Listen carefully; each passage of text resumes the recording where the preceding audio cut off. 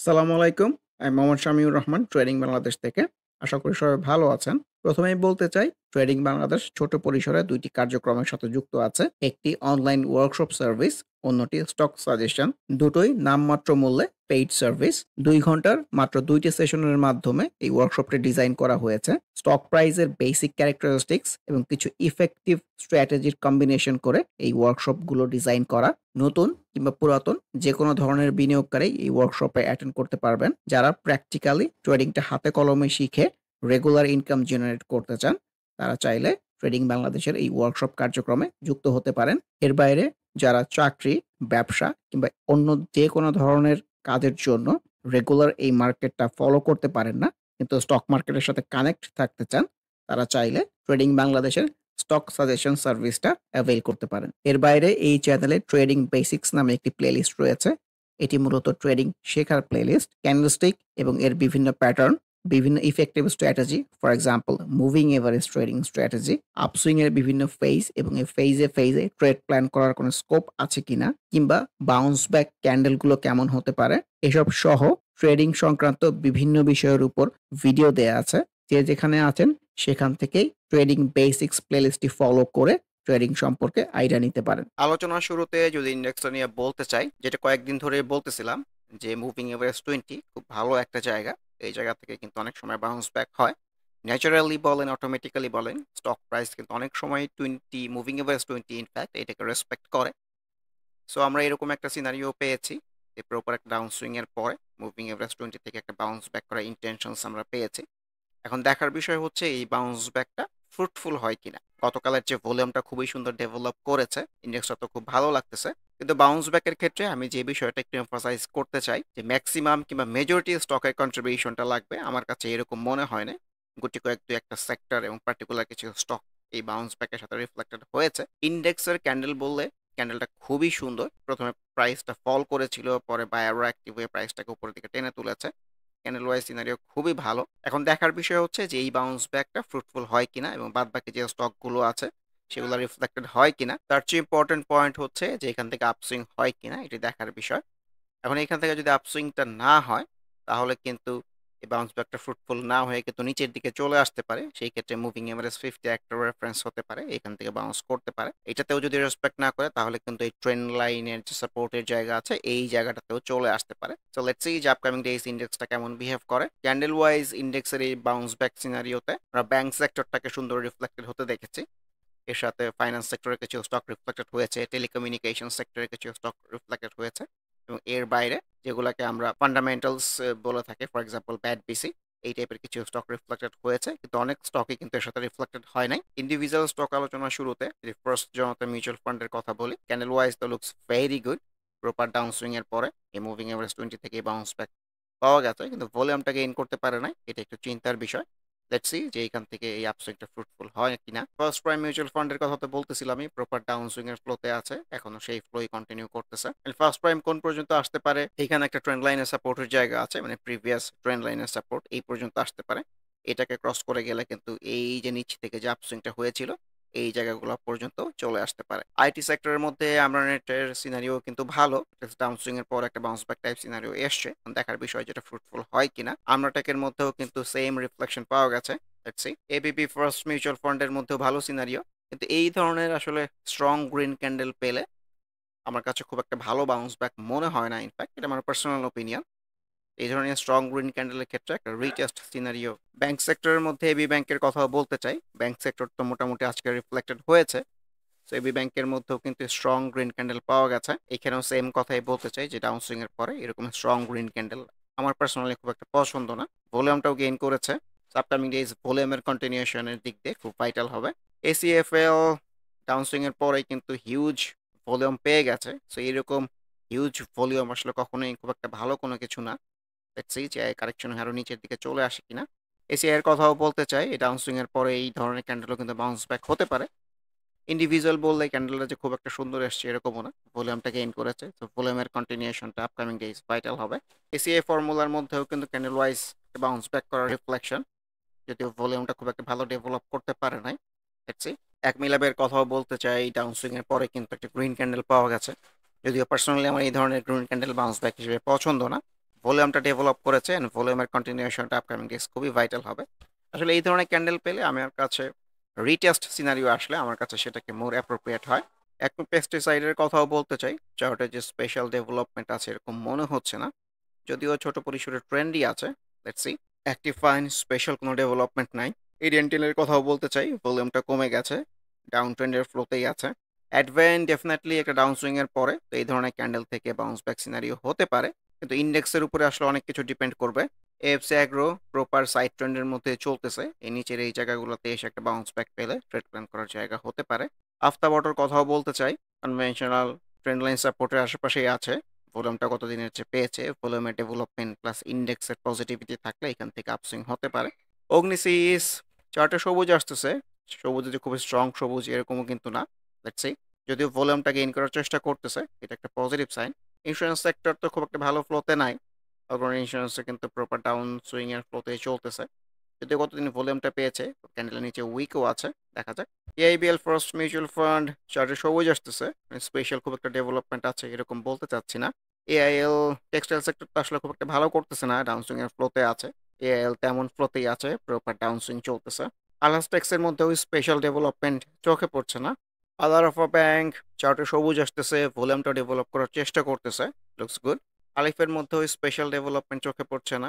Same goes for Alltex. Aman feed এটাই যদি ওর swing এর টপ হয় তাহলে কিন্তু এখন থেকে ডাউন সুইং কিংবা ডাউন ট্রেন্ডের ফ্লোতেই ভাবতে হবে। দেখা যাক। MB Pharma nothing special in fact. প্রাণের মধ্যেও খুব একটা ভালো সিনারিও এরকম বলতে চাচ্ছি না। আনলিমা খুব একটা ডেভেলপমেন্ট নাই। আনোয়ার গ্যালভানাইজিং এর মধ্যেও খুব একটা যে ভালো ডেভেলপমেন্ট আছে এরকম মনে হচ্ছে না, ভলিউমটা ডেভেলপ করতে পারে নাই। এওএল ভলিউম পেয়েছে, ভলিউমের কন্টিনিউশনটা দরকার। কিন্তু আমার কাছে ডাউন সুইং এর ফ্লোতে এরকমই মনে হচ্ছে। অ্যাপেক্স ফুড বলার মতো স্পেশাল কিছু নাই। Same goes for Apex food. Apex স্পিনিংও সেম। অ্যাপেক্স ট্যানারির কথাও একই বলতে চাচ্ছে। অ্যাপোলো ইস্পাত প্রপার ডাউনসুইং চলতেছে। কবে এই ডাউনসুইং শেষ হয়ে একটা বাউন্স ব্যাক করে উপরের দিকে যায় এটাই দেখার অপেক্ষা। অ্যারামিড একটা সাইড ট্রেন্ডেই কন্টিনিউ করতেছে, সিনারি খুব একটা ভালো এরকম বলতে চাচ্ছি না। অ্যারামিড সিমেন্টও সাইড ট্রেন্ডেই চলতেছে। গতকালের ক্যান্ডেলটা এই টাইপের ক্যান্ডেল থেকেও ছোট হলো আপসুইং হয় দেখছি। আর্গন ডেনিমের কথাও বলতে চাই। গ্রিন ক্যান্ডেল তো পাওয়া গেছে কিন্তু ক্যান্ডেলটা যে খুব একটা স্ট্রং এরকম না। সো ডাউনসুইং এর ফ্লোতেই ভাবা উচিত। সো কারেকশন হয়ে কিন্তু আবার এই নিচের এই সব জায়গায় চলে আসতে পারে।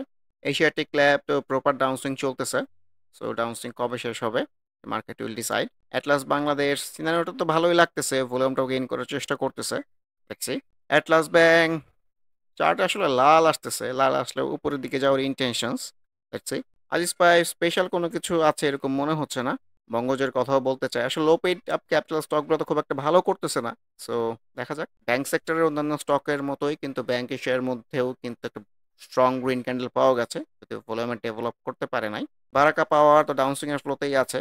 এই কনভেনশনাল সাপোর্টের যে জায়গাটা এইসব জায়গায় চলে আসলে অবাক হওয়ার মতো কিছু নাই। বাটাসু অ্যাজ ইউজুয়াল। ব্যাট বিসির কথাও বলতে চাই, গতদিন তো ভলিউম পেয়েছে, স্ট্রং গ্রিন ক্যান্ডেল এসছে। এরকম আমরা এখানে স্ট্রং গ্রিন ক্যান্ডেল পেয়েছি কিন্তু সুইংটাকে উপরে যেতে দেখি নাই। তো ভলিউমের কন্টিনিউশন না হলে আমার কাছে মনে হয় না যে সুইংটা উপরের দিকে যেতে পারবে।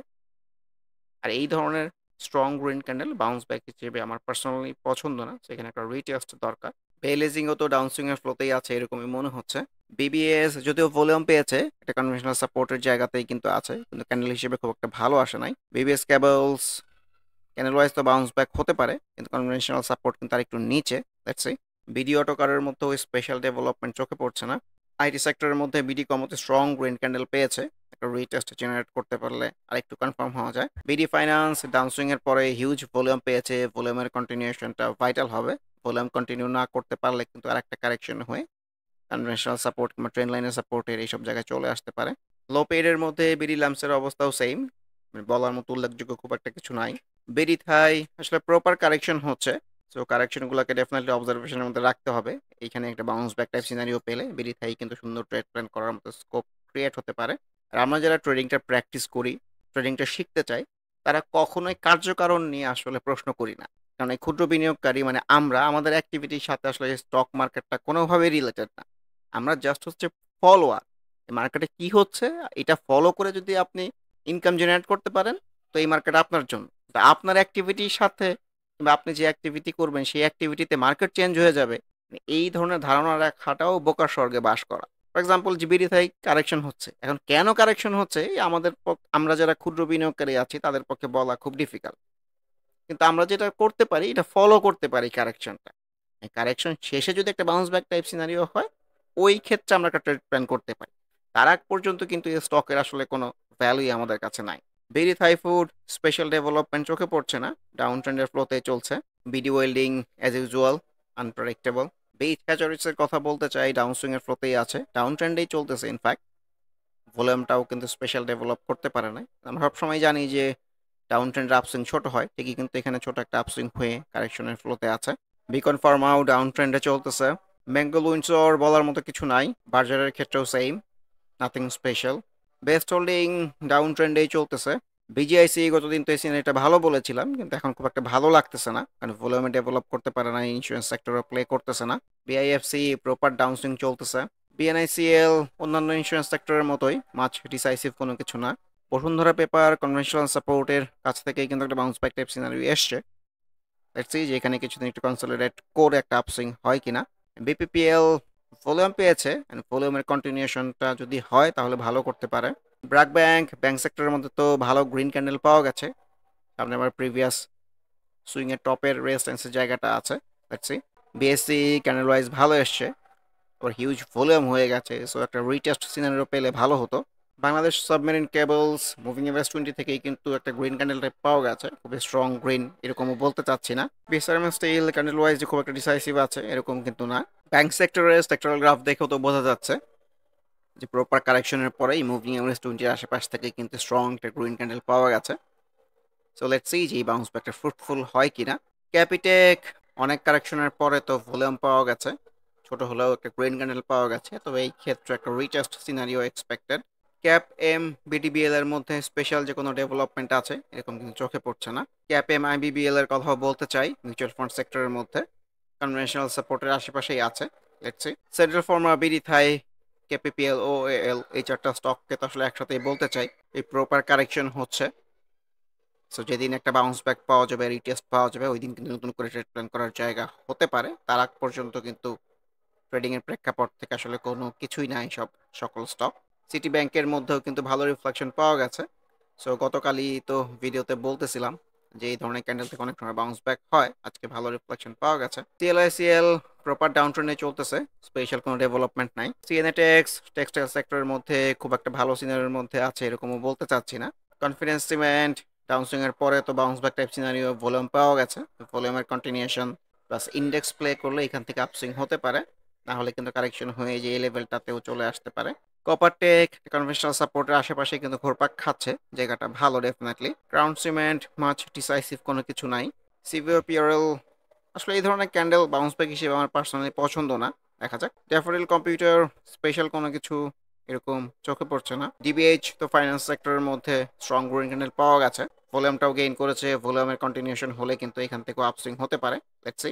লেটার লাইফের কথাও বলতে চাই, প্রপার একটা কারেকশন শেষ করে কিন্তু বাউন্স ব্যাক করার ইন্টেনশনস, যদিও ইন্ডিভিজুয়াল ক্যান্ডেল বললে ক্যান্ডেলের উপরে কিন্তু উইক। Let's see. ডেস্কোর মধ্যেও গ্রিন টাইপের ক্যান্ডেল এসছে, তো খুব একটা ডিসাইসিভ কোনো কিছু এরকম মনে হচ্ছে না।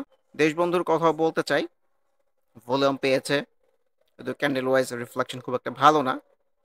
ট্রেন্ড লাইনের সাপোর্টের কাছাকাছি কিন্তু আসতেছে, সো এখান থেকেও বাউন্স ব্যাক টাইপ সিনারিও পেলে ট্রেড প্ল্যান করার জায়গা হতে পারে। ব্যাংক সেক্টরের মধ্যে ঢাকা ব্যাংকও কিন্তু রিফ্লেক্টেড হয়েছে, সো মাছ ডিসাইসিভ খুব একটা কিছু এরকম বলতে চাচ্ছি না। ডোমিনাস এই ধরনের ক্যান্ডেল থেকেও তো আপসুইং হয়, কিন্তু আমার এক্সপেকটেশন একটু নিচেই চলে আসে কিনা। ডোরিন পাওয়ার তো কারেকশন হচ্ছে, কারেকশনগুলোকে ডেফিনেটলি অবজারভেশনের মধ্যে রাখা যেতে পারে। দেশ গার্মেন্টস সিনারিও খুব একটা ভালো মনে হচ্ছে না। ডিএসএসএল টেক্সটাইল সেক্টরের মধ্যে কিন্তু ভলিউম পেয়েছে, প্রপার একটা বাউন্স ব্যাক পেলে কিন্তু ট্রেড প্ল্যান করা যেতে পারে। দুলামিয়া কটন তো অনেক লালের পরে সবুজ এসছে, লেটস সি। ব্যাংক সেক্টরের মধ্যে ডাচ বাংলা ব্যাংকও রিফ্লেক্টেড হয়েছে, দেখা যাক এখান থেকে প্রপার একটা আপসুইং জেনারেট করতে পারে কিনা। লো পেডের মধ্যে ইস্টার্ন লুব্রিক্যান্ট ডাউনসুইং এর পরেই তো গ্রিন টাইপ ক্যান্ডেল এসছে, খুব একটা ডিসাইসিভ কোনো কিছু আছে এরকমও না। ইবিএল এর কথাও বলতে চাই, জায়গাটা ডেফিনেটলি ভালো, চারটে সবুজ আসতেছে, ব্যাংক সেক্টরে প্লে করার চেষ্টা করতেছে, ভলিউমের কন্টিনিউশনটা ভাইটাল হবে upcoming days. EBL NRB mutual ফান্ডের মধ্যেও তো স্ট্রং গ্রিন ক্যান্ডেল পাওয়া গেছে, যে দেখা যাক এখান থেকে আপসুইং হয় কিনা। ই কেবলস মাছ ডিসাইসিভ কোনো কিছু মধ্যে আছে এরকম মনে হচ্ছে না। ইজেন ডাউনসুইং এর রিফ্লেকশন, ইউএইচএল এর কথাও বলতে চাই। ফ্লো কিন্তু নিচের দিকে, ভলিউমটাও ডিক্লাইনিং। ইআইএল তো ড্রাইভ ভলিউম থেকে ভলিউম পেয়েছে, ভলিউমের কন্টিনিউশন রিটেস্ট টাইপ সিনারিও দিতে পারলে ট্রেড প্ল্যান করা যেতে পারে। এমারেল্ড ওয়েল সিনারিও ভালো মনে হচ্ছে না। অনভয়টেক্স মাছ ডিসাইসিভ কোনো কিছু নাই। ইপিজিএল সিনারিও খুব একটা ভালো এরকম বলতে চাচ্ছি না। স্কোয়ারেন্ট সেম। টিএল প্রপার কারেকশন হচ্ছে যে ভলিউম আসতেছে আস্তে আস্তে, তো ট্রেন্ড লাইনের সাপোর্টের জায়গাটা থেকে একটা বাউন্স ব্যাক পেলে কিন্তু এটাই ট্রেড প্ল্যান করার জায়গা হতে পারে।